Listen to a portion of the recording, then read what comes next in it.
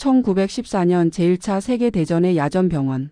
병상에는 부상병들이 넘쳐나는데 지혈에 필요하면 붕대가 바닥이 난 절체절명의 순간이 찾아옵니다.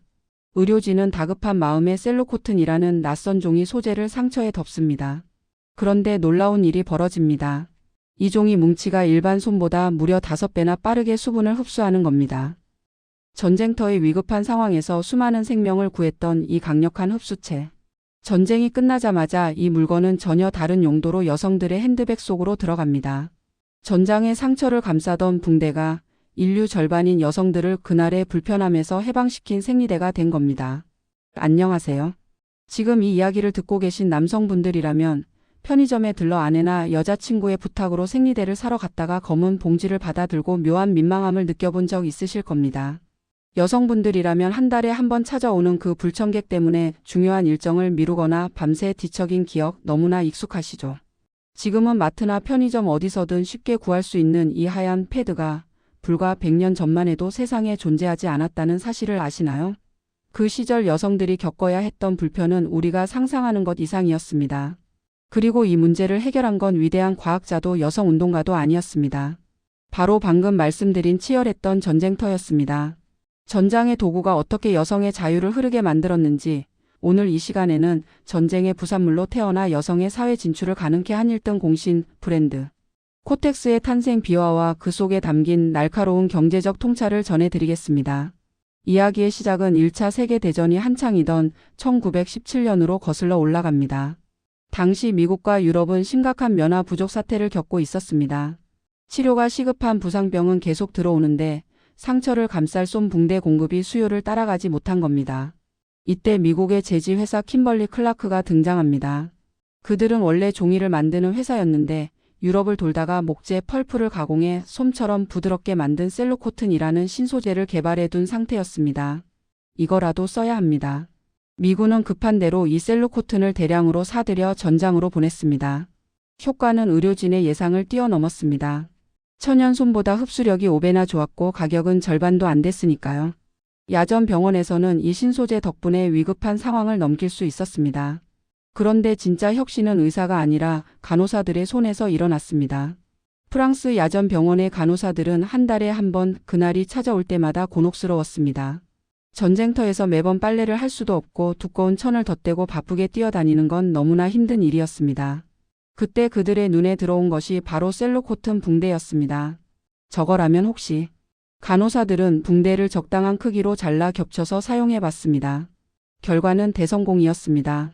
수분을 순식간에 빨아들이는 것은 물론이고 사용 후에는 간편하게 처리할 수 있어 위생적이었습니다.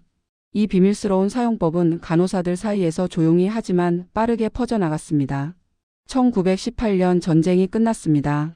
평화가 찾아왔지만 킴벌리 클라크에게는 위기가 닥쳤습니다. 군대에 납품하려고 만들어둔 산더미 같은 셀로코튼 재고가 창고에 가득 쌓여 있었기 때문입니다. 더 이상 붕대를 대량으로 사줄 곳이 없어진 겁니다.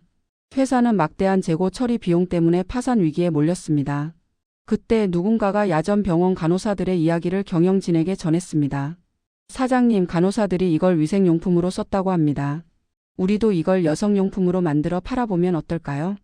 경영진은 깊은 고민에 빠졌습니다.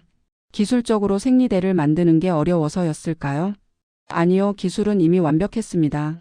진짜 문제는 바로 그들이 살던 시대 그 자체였습니다. 우리가 잠시 잊고 있었는데 이때는 1920년대입니다.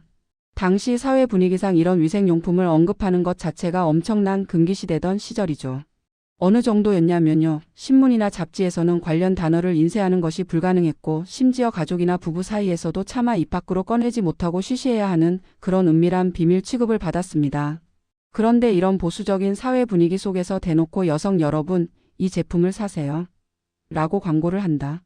이건 재고 처리는커녕 회사가 부도덕하거나 교양 없는 기업으로 낙인 찍혀 사회적으로 매장당할 수도 있는 그야말로 회사의 운명을 건 도박이었습니다.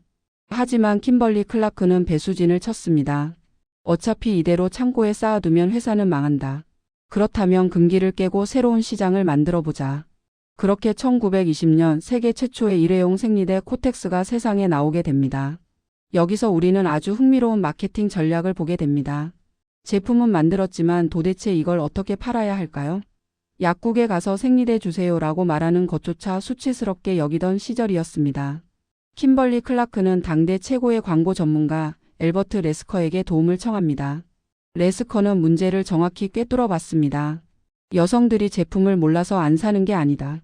사는 과정이 너무 민망해서 못 사는 거다. 그 심리적 장벽을 없애줘야 한다. 그래서 나온 이름이 코텍스입니다. 명과 질감을 합친 단어였지만 마치 전문적인 의학 용어처럼 들리게 만들었습니다. 이게 뭔지 모르는 남성들은 그냥 의료용 붕대 이름인가 보다 하고 자연스럽게 넘어가게 만든 거죠. 그리고 역사에 남을 전설적인 판매 전략, 침묵의 구매 시스템을 도입합니다. 레스커는 약국 주인들을 설득해 카운터 위에 코텍스 상자를 쌓아두고 그 옆에 요금함을 두게 했습니다. 여성 손님이 들어오면 점원과 눈도 마주치지 않고 말 한마디 할 필요 없이 동전 50센트를 통에 넣고 상자를 집어가기만 하면 되는 겁니다. 말하지 마세요. 그냥 가져가세요. 이 전략은 적중했습니다. 누구에게도 들키지 않고 위생용품을 살 수 있다는 소문이 퍼지자 코텍스는 날개 돋친 듯 팔려나갔습니다. 첫 해 판매량은 미미했지만 불과 3년 만에 미국 전역의 약국을 점령했습니다. 여성들은 비로소 빨래의 고단함에서 탈출해 돈으로 편리함을 살 수 있게 된 겁니다. 자, 이제 이 발명품이 가져온 사회적 파장을 살펴볼까요? 이건 단순히 위생의 문제가 아니었습니다. 경제적 해방의 문제였습니다. 일회용 생리대가 나오기 전 여성들은 헌옷이나 면 헝겊을 여러 겹덧대어 만든 두꺼운 천을 사용해야 했습니다. 움직일 때마다 불편한 것은 물론이고 무엇보다 밖을 마음대로 돌아다니는 것에 큰 제약이 있었습니다. 집에 돌아오면 그 천들을 남들 눈을 피해 세탁해야 했습니다. 춥고 어두운 밤 찬물에 손을 담그고 빨래를 하는 일은 여성들에게 주어진 고된 노동이었습니다. 그 기간이 되면 여성들은 학교를 결석하거나 직장을 쉬어야 하는 경우도 많았습니다. 사회활동이 원천적으로 봉쇄되었던 겁니다. 그런데 코텍스가 등장하면서 혁명이 일어납니다. 여성들은 핸드백에 패드 몇 개만 챙기면 어디든 갈 수 있게 되었습니다. 공장으로 사무실로 학교로. 남성들과 똑같이 일하고 공부하며 사회의 일원으로 활동할 수 있게 된 겁니다. 1920년대 미국 여성의 사회 진출이 폭발적으로 늘어난 시기, 일명 플래퍼라 불리는 신여성들이 등장한 시기가 코텍스의 대중화 시기와 정확히 겹치는 건 결코 우연이 아닙니다. 여성 참정권 운동이 결실을 본 것도 바로 이 즈음이죠. 여성들이 투표소로 걸어갈 수 있었던 건 정치적 의식의 성장 덕분이기도 하지만 물리적으로 그들을 집 밖으로 나오게 해준 이 하얀 패드의 공도 무시할 수 없습니다. 남성들이 만든 전쟁 도구가 역설적으로 여성들에게 이동의 자유와 경제적 자립을 선물한 셈입니다. 하지만 이야기가 여기서 아름답게만 끝나지는 않습니다. 코텍스의 성공 이후 위생용품 시장은 거대한 비즈니스가 되었습니다.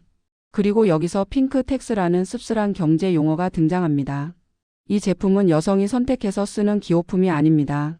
살기 위해 어쩔 수 없이 써야 하는 필수품이죠. 경제학적으로는 가격 비탄력적인 상품입니다. 가격을 올려도 안 살 수가 없다는 뜻입니다. 기업들은 이 점을 간파했습니다. 코텍스 이후 수많은 브랜드가 나왔지만 제품 가격은 원가 대비 높게 형성되는 경향을 보였습니다. 남성용 생필품에 비해 여성용품에 더 높은 마진을 붙이는 관행이 시작된 겁니다. 초기에 kimberly 클라크가 금기를 깨고 시장을 개척한 혁신 기업이었다면 시장이 성숙한 이후에 기업들은 여성들의 불안을 마케팅 요소로 활용하기도 했습니다. 더 비싸고 더 기능적인 제품을 쓰지 않으면 안 될 것 같은 분위기를 조성하며 소비를 유도했죠. 최근 전 세계적으로 일고 있는 무상지급 논의나 가격에 대한 비판은 100년 전 코텍스가 처음 나왔을 때의 그 혁신 정신이 자본의 논리 속에 어떻게 변질되었는지를 보여주는 씁쓸한 단면이기도 합니다. 다시 1917년의 전장으로 돌아가 봅니다. 참호 속 부상병들의 상처를 덮어주던 그 셀로코튼 붕대. 그 붕대가 위급한 생명을 지키는 도구였다면 오늘날의 코텍스는 여성의 일상을 지키는 도구가 되었습니다. 우리가 일상에서 무심코 사용하는 물건들에는 이처럼 놀라운 역사의 아이러니가 숨어 있습니다. 가장 거칠고 남성적인 공간인 전쟁터에서 태어난 물건이 가장 섬세하고 여성적인 물건이 되는 반전 말입니다.